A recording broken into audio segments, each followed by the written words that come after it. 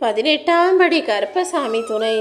என் தங்க பிள்ளையே, இந்த பச்சை கற்பூரத்தின் சக்தி உனக்கு தெரியாது.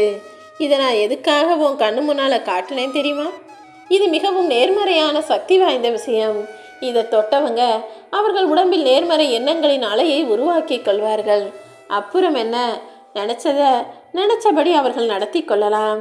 எதிர்பார்த்த காரியங்களும் ஆசைப்படும் விஷயங்களும் நல்லபடியாக நடந்து முடியணும், எண்ணம் போல உங்கள் வாழ்க்கை சிறப்பாக அமையணுன்ற எண்ணத்தை உங்களுக்குள்ள உருவாக்குவதற்காக, நினைத்ததை நடத்தி தருவேன்னு ஆசீர்வாதம் செய்வதற்காக தான் இந்த பச்சை கற்பூரத்தை தொட சொன்னேன். இதை தொட்ட உன் வாழ்க்கையில் இன்று இரவுக்குள்ளாகவே மிகப்பெரிய அதிசயம் நடக்க போகுது. உன்னை ஏமாற்றணும்னு நினச்சவங்கெல்லாம் இப்போ ஏமாந்து போக போகிறாங்க. உன்னை கஷ்டப்படுத்தியவர்கள் எல்லாருமே இப்போ கஷ்டப்பட்டு நொந்து போக போகிறாங்க. ஏன் தெரியுமா? நீ என் மீது வைத்த அன்பும் பக்தியும் உண்மை. அதனாலேயே உன்னை விட்டு விலகி போன உறவுகள் கூட உன்னை மீண்டும் புரிஞ்சுக்கிட்டு உன்னை தேடி வரும்படி நான் அற்புதம் செய்ய போகிறேன். நீ எதிர்பார்த்த காசு, பணம், கஷ்டம் எல்லாமே அது அதற்கான விதத்தில் உன்னிடம் வந்து சேரும் என் செல்லமே. கஷ்டங்களையும் துன்பங்களையும் நீக்கி வச்சு இன்பங்களையும் மகிழ்ச்சிகளையும் உனக்காக நான் தரப்போகிறேன். நீ நிம்மதியாக வாழ்வதற்கான நேரம் வந்துவிட்டது என் செல்லமே. இதுவரைக்கும் உன் வாழ்க்கையில் இருக்கக்கூடிய கஷ்டங்களை பார்த்து நீ சோர்ந்து போயிருக்கலாம், மன நொந்து போயிருக்கலாம்.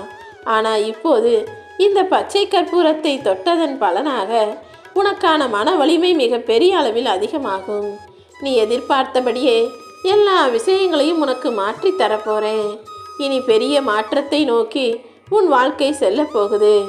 உன் வாழ்க்கையில் பல நல்ல விஷயங்கள் நடப்பதற்கு முன்பாக சில விஷயங்கள் வேண்டா வெறுப்பாக உனக்கு நடப்பதை போல தெரியலாம். வலுக்கட்டாயமாக சில மாற்றங்களை நான் உனக்குள் திணிப்பது போல தெரிந்தாலும் எல்லாத்தையும் நல்லதுக்காக தான் செய்கிறேன்.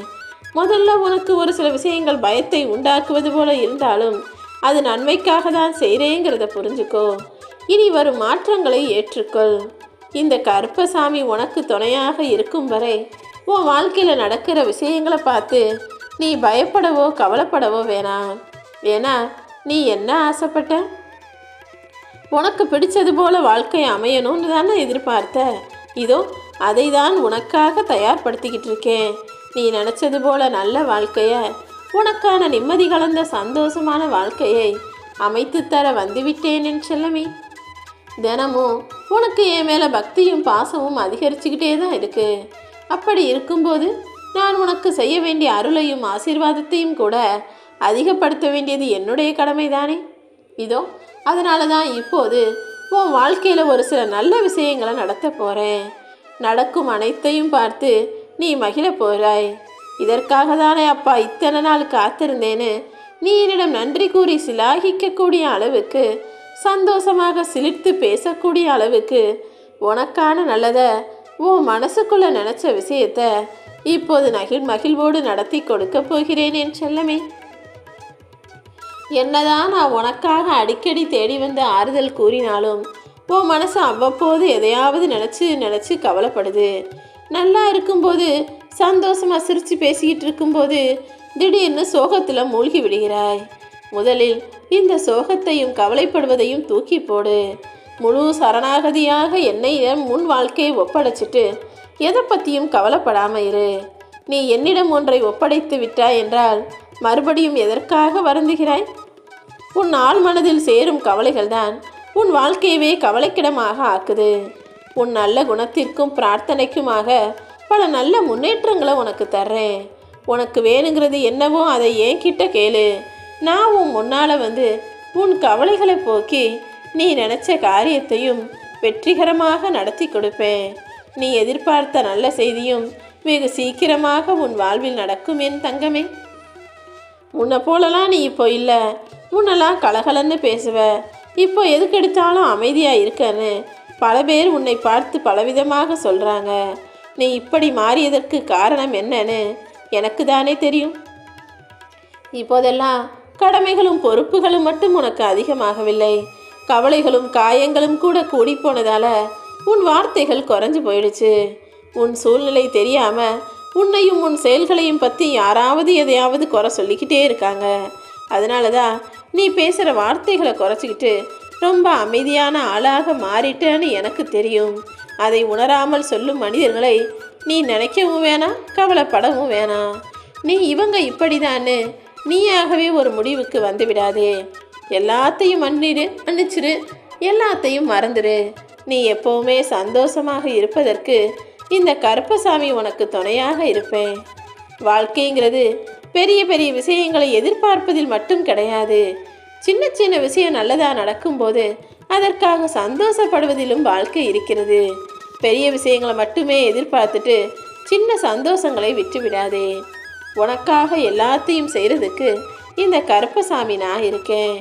என்னை தவிர வேறு எதுவுமே யாருமே நிரந்தரம் இல்லை என்பதை நீ புரிந்து கொள்வதற்குள்ளாகவே இதுவரைக்கும் பல பேரை நம்பி ஏமாந்துட்ட. இனிமேலாவது யாரையும் முழுவதுமாக நம்பாம, யாருக்கிட்டையும் எதையும் எதிர்பார்த்து ஏமாந்து போகாம இந்த கருப்பசாமி என்னை முழுவதுமாக நம்பு. உனக்கு தேவையானதை செய்கிறதுக்கும் நீ ஆசைப்படுறதை கொடுக்கறதுக்கும் எப்போதுமே நான் தயாராகத்தான் இருக்கிறேன் என் தங்கமே. உனக்கு உண்மையாக இருக்கிறவங்க கிட்டையும் ஓ மேலே உண்மையான பாசத்தோடு இருக்கிறவங்க கிட்டையும் நீ ஒருபோதும் பொய்யாய் பேசவோ நடிக்கவோ வேண்டாம். அவங்க முன்னாடி முகமூடி போட்டுக்காம அவர்களைப் போல நீயும் யதார்த்தமான உண்மையான ஆளாக இரு. இன்னைக்கு நீ பணம் காசுலாம் சம்பாதிக்கலைன்னா நாளைக்கு உன்னை தேடி யாரும் வரமாட்டாங்க. இன்று நீ இதையெல்லாம் தேடிக்கொண்டால்தான் நாளை உன்னை தேடி வருவதற்கும் 4 பேர் இருப்பார்கள் என்பது மிகப்பெரிய கசப்பான உண்மையாகத்தான் இருக்கு. என்ன பண்ணுறது? இப்போ இந்த கலியுக காலத்தில் மனிதர்களை விட காசு பணத்துக்கு தான் மரியாதை அதிகமாயிடுச்சு. ஒவ்வொரு மனிதரின் அழகையும் பார்க்கக்கூடிய இந்த கருப்பசாமி எல்லாருடைய புற அழகை பார்க்க மாட்டேன். அவர்களுடைய உள்ளத்தின் அழகை, அவர்கள் சொல்லும் செயலும் எவ்வளவு அழகாக வெளிப்படுகிறதுன்றதான் பார்ப்பேன். நீ எப்போதுமே பேசக்கூடிய பேச்சையும் செய்யக்கூடிய செயலையும் சரியானதாக இருக்கும்படி பார்த்துக்கோ. உன் வாழ்க்கையை யோசிக்கிறத விட்டுட்டு வேற யாரை பற்றியும் அதிகமாக யோசிக்காதே. அது உன்னுடைய மன அமைதியை நிச்சயமாக பறித்துவிடும் என் தங்கமே. உனக்கான நிறைய திறமைகளை நான் கொடுத்துருக்கேன். அது மட்டும் இல்லை, திறமை கடவுளால் கொடுக்கப்பட்டது என்பதை புரிந்து கொண்டு நீ அடக்கத்தோட இரு. நான் தான் எல்லாம், எனக்கு தான் எல்லாம் தெரியும்னு உன் திறமைக்காக நீ பெருமைப்பட்டு ஆடாதே.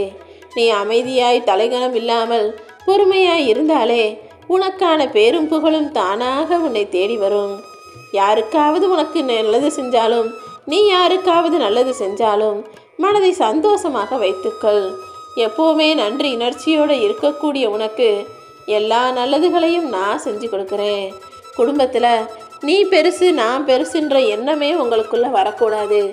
ஏன்னா ராணி சாஞ்சு போயிடுச்சுன்னா எப்படினாலும் ராஜாவை சதுரங்க ஆட்டத்தில் ஈஸியாக அடிச்சிடுவாங்க. ராணி சாய்ந்து விட்டால் சதுரங்கத்தில் ராஜாவுக்கு மதிப்பில்லை என்பது போலதான் குடும்பத்திலும் ராணி ராஜா இருவருமே முக்கியமானவர்கள்.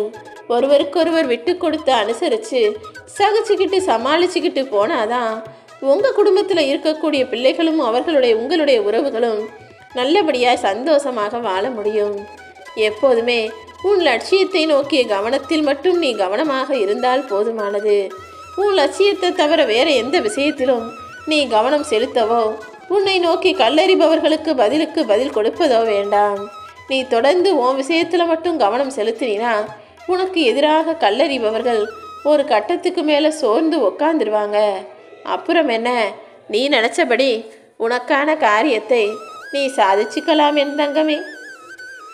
நீ எதை அதிகமாக விரும்புறியோ அதுதான் ஏதாவது ஒரு வகையில் உன்னை காயப்படுத்தும், இல்லைனா உன்னை விட்டு பிரிஞ்சு போகும். எப்போவுமே எல்லாவற்றிலும் ஒரு அளவை வைத்துக்கொள். இதுவரைக்கும் நீ வாழ்ந்த வாழ்க்கையை அழிக்கவோ மாற்றவோ முடியாது.